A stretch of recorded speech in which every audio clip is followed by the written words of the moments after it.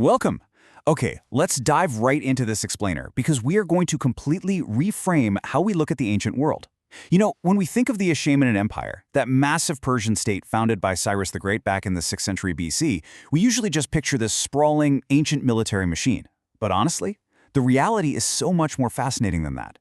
This empire stretched across Asia, Africa, and Europe, and it was actually a dynamic incubator for concepts that we consider to be totally modern. It wasn't just about conquering lands. It was about inventing the actual systems required to manage a truly globalized society. For instance, who invented the world's first refrigerator? You'd probably guess some 19th century engineer, right? Well, you might be surprised to learn that it wasn't. Things like early refrigeration, the very first declaration of human rights, and even the inspiration for the modern U.S. Postal Service motto didn't come from the modern era at all. They came straight out of ancient Persia. Today, we're going to see exactly how they engineered these incredible innovations. So, to see how they pulled this off, we're breaking this explainer down into 6 parts: diplomacy and tolerance, architecture of inclusion, the ancient information network, giants of water engineering, masters of the desert, and finally, the Persian legacy. Let's get right into it. Starting with part 1, diplomacy and tolerance, which is essentially the software of an empire. So how exactly did Cyrus the Great manage this unbelievably vast, diverse empire across 3 continents starting in 539 BC? Well, he entirely rethought imperial diplomacy. He completely threw out the old playbook of terror and forced assimilation. As captured in the famous Cyrus Cylinder, his revolutionary doctrine was persuasion rather than force. Think about that. After conquering Babylon, instead of destroying local identities like previous empires always did, Cyrus implemented a strict policy of religious tolerance. He famously allowed deported peoples, like the Jews, to return to Jerusalem and actually rebuild their temples. Cyrus realized a pretty profound truth. Cultural continuity, just letting people keep their traditions, created a much more stable empire than brutal suppression ever could. This doctrine was such a massive game changer that it echoed through history, eventually even inspiring modern democratic thinkers like Thomas Jefferson. Moving on to part 2, architecture of inclusion, or building a harmonious world. Now, this philosophy of tolerance wasn't just a nice law written on a clay cylinder. It was literally woven into the brick and stone of massive palatial cities like Persepolis and Susa. The Persians had this concept called Vispasana, which translates to all tribes encompassing, or of all kinds. Rulers like Darius I actively styled themselves as kings over a harmonious community of diverse nations. They wholly rejected the older Assyrian models where you just forced everyone to act the same. The empire didn't just quietly tolerate diversity. They actually recognized that encompassing all these different tribes and peoples was the literal source of their imperial power. They were building a state that was strong precisely because it was diverse. And this brings us to the ultimate physical symbol of that entire idea, the Gate of All Nations, built by Xerxes I in Persepolis. This monumental gate functioned as a massive ritual gathering space, and the architectural blend here is just incredible. You have Assyrian winged bulls, Egyptian design elements, and classical Persian structures all standing together. When tribute bearers from across the globe showed up, they were greeted by trilingual inscriptions. They physically experienced the empire's diversity and its inclusive ideology before they even set foot in the main palace. It was a total masterclass in ancient PR and political staging. All right, part 3, the ancient information network, also known as the first global superhighway.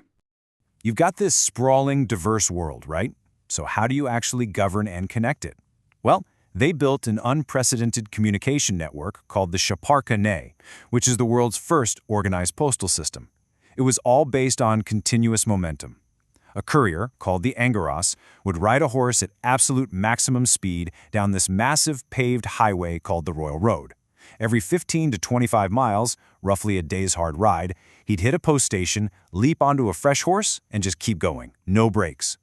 This relay system was so unbelievably efficient that the ancient Greek historian Herodotus actually marveled at it. He wrote that neither snow, rain, heat, nor darkness stopped these couriers. And if that phrase sounds a bit familiar, it's because that exact quote inspired the unofficial motto of the modern U.S. Postal Service. Let's put some numbers to this to really blow your mind. 2,500.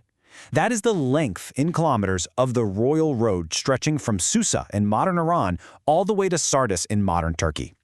Because of that ingenious relay system we just talked about, a royal message could cross that entire 2,500-kilometer distance in just 7 to 9 days. In the ancient world, where a trip like that normally took months, this was basically a telecommunications miracle. But they didn't just master fast communication, they absolutely mastered mass communication. Think about it. How do you broadcast a permanent message to a diverse empire without the internet? You carve a massive text, 66 meters high, up an unscalable mountain cliff. The Behistun inscription was written in Old Persian, Elamite, and Babylonian. By using multiple languages, they made sure all the diverse administrative elites actually understood the political message. And by putting it so high up on a cliff face along a major trade route, they kept it completely safe from vandals. It was the ancient equivalent of a permanent, unhackable billboard. Which brings us to part 4, Giants of Water Engineering, where they start dominating the geography.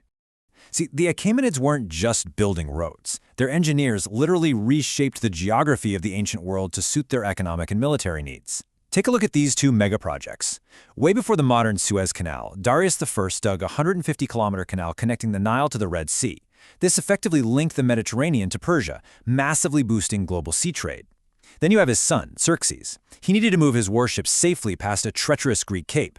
But instead of risking the dangerous waters, he just ordered a 2-kilometer trench cut straight through the land, using these really innovative bucket chains to move all that earth. Their mega engineering was just incredibly adaptable, whether it was to foster global trade or just give a massive navy a temporary tactical shortcut. Now for part 5, Masters of the Desert and some serious hydrological miracles.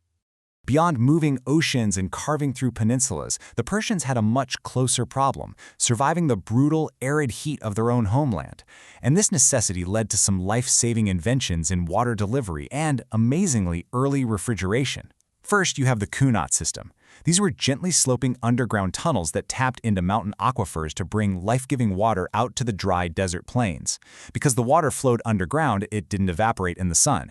This created these lush, gorgeous gardens in the middle of the desert, gardens the Persians called peridaza, which, fun fact, is actually the exact origin of our English word paradise. And then you have the Yakshel.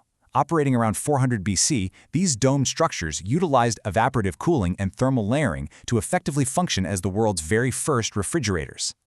Wait until you hear how they built these things to survive that blistering desert heat. They used an incredibly specific architectural recipe. The walls of the Yakshal were up to 2 meters thick, and they were made from a mortar containing sand, clay, egg whites, goat hair, and ash. It sounds like some kind of ancient, bizarre potion, right? But functionally, it was the ultimate thermal insulator. It allowed the royal court to safely store ice that they harvested in the winter, preserve their food, and literally enjoy ice-cold drinks during the most punishing heat of the summer. Finally, part 6, the Persian legacy, or the standardization of civilization. So to make this whole intercontinental machine actually work, to tie together the social policies, the global postal roads, and the engineering marvels, the Achaemenids had to implement one absolutely vital concept: standardization. Darius introduced universal currencies with guaranteed purities like the gold daric and silver siglos. He rolled out standardized bronze and stone line weights, meaning a merchant in Babylon knew exactly what a pound of grain meant in Egypt. And he completely threw out the old system of arbitrary tribute in favor of a fixed, predictable tax system based on what a province could actually produce.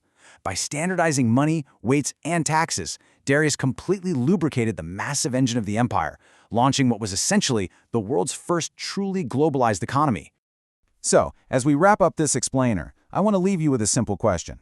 What else in your modern life was actually invented in ancient Persia?